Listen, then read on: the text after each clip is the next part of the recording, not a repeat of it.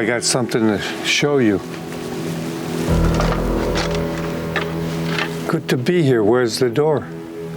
Twitch 9491. That's my stepson. We just arrived here by boat from Circle. There was no door. The bear got into the cabin and ripped it off and wrecked the whole place. Dad, you know, I have a lot of you in me. Talisha, 893. She was about 10 years old, and that was cute thing to say, so I had to write that down too. This cabin's my life. Those are notes that I want to always remember. Things that happened here. I've been here 40 years. I'm home. This is my home. But you wonder if you're in the right place doing the right thing. This winter's pathetic right now. The animals are all gone. There's nothing here. Most years I have a moose hanging up, 1 or 2 or 3 caribou hanging up. I'm eating steak twice a day, all I want. But this year, I'm eating squirrels, rabbits, grouse. I was happy to get 2 squirrels. The bear came in this cabin, destroyed 2 years worth of dried food on me. This is what I have. I'll make the salad here just before it's done. I'll make a salad. You want me to season it? Yeah, put some Cajun seasoning on that fish. In this part of Alaska, meat is very, very important to us. I mean, you need the protein and you need the fat, especially in these temperatures where it's 50 below. Get that. Okay, if you get one, then I get one. That ain't fair. No, I thought you got one. No, I am. I didn't get one, I got 2. Without the meat, we'd have a very hard time through the winter. Almost done, Hein. Okay.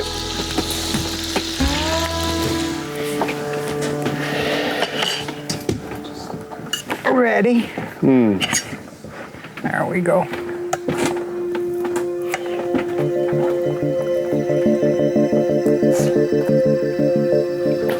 Hey, if it's warm enough, I'm gonna head downriver tomorrow. Okay. I want to get that new cabin site prepared, you know.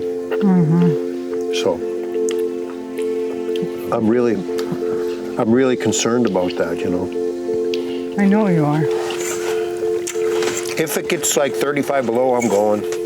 Really? You know, warms up to 35 below, I'm out of here. You know.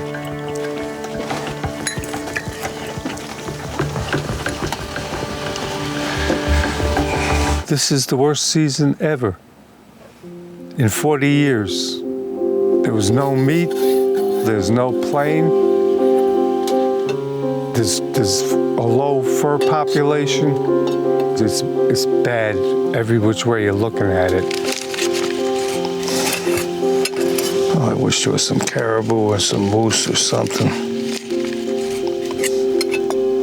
And to sit here and pretend I'm trapping and catching nothing is beginning to look foolish to me. There's nothing out here for me, and I can be more productive in town. So that's where I'm heading.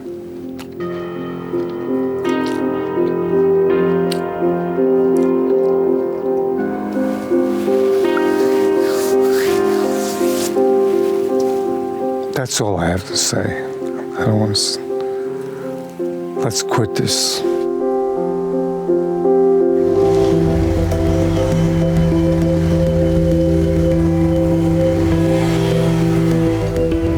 This is the lower cabin here, the one that's all moldy.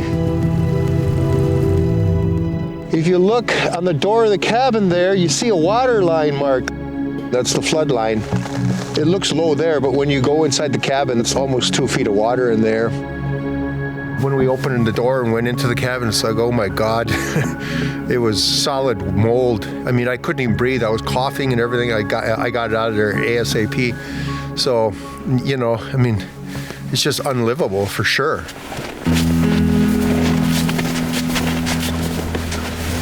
But this is one of the cabins where we raised our daughters.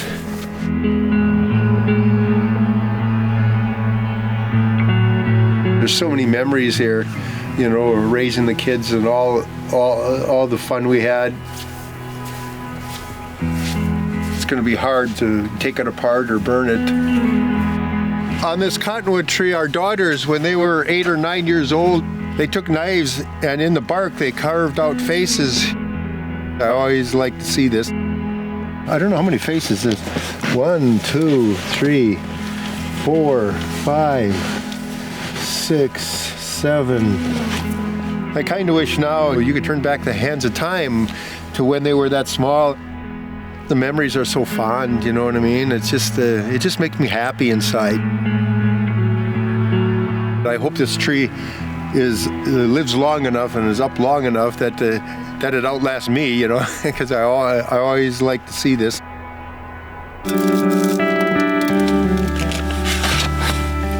$218 Martin. That's real good. In my best year, I caught 244. I've had 218, I've had 205. Every year I write 2 pages of what the winter was like, what I caught, what I shot, so I can recall it.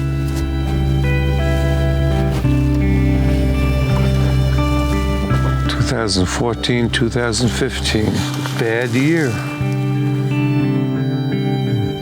No moose or caribou. Lots of grouse. 8 squirrel. That's important. I don't do that much. Oh, the bear cabin. Yeah, holy it's nothing but bad happening. Health and money will determine if I'm here next year. The desire is here. That hasn't changed. Right from the start, I was here for the long run. That's why I built a big cabin. I wanted a wife, I wanted kids, I wanted to live here for all of my life. And I had energy up the ass, too. I could do it. It's time to pack.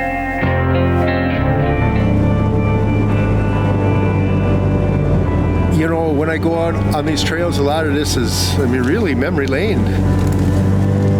Our family's had so much history out here. When you live in a place 40 years, you become attached to it. I mean, it just becomes part of you.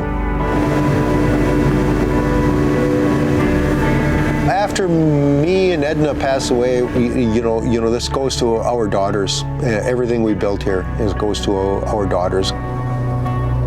Either our daughters take over our cabins, or they'll just rot away and crumble away to nothing. And it'll just be a heap of logs. Plants will grow over it. Then in 200 years, nobody will ever know there was a cabin here. You see a lot of places out in the bush just go back to the woods. We see it up and down the river here. Just long forgotten places where somebody once lived and somebody once had their lives and, you know, loved and was sad and, you know, just all kinds, full of human life, you know, and it's just deserted. Now, where do we have a level here? Down a little, I guess.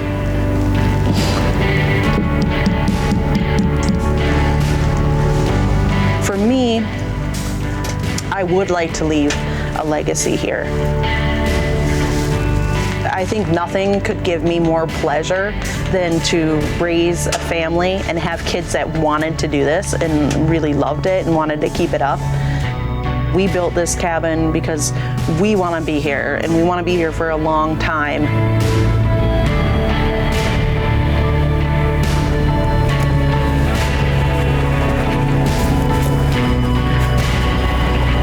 This is my home out here.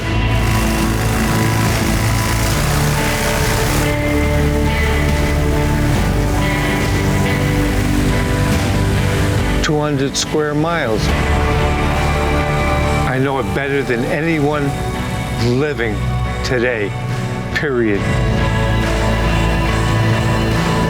It's the last frontier. It's free, and that's what I love. The freedom to do what you want to do. To live, to have a life you love. That's the best you could ever hope for.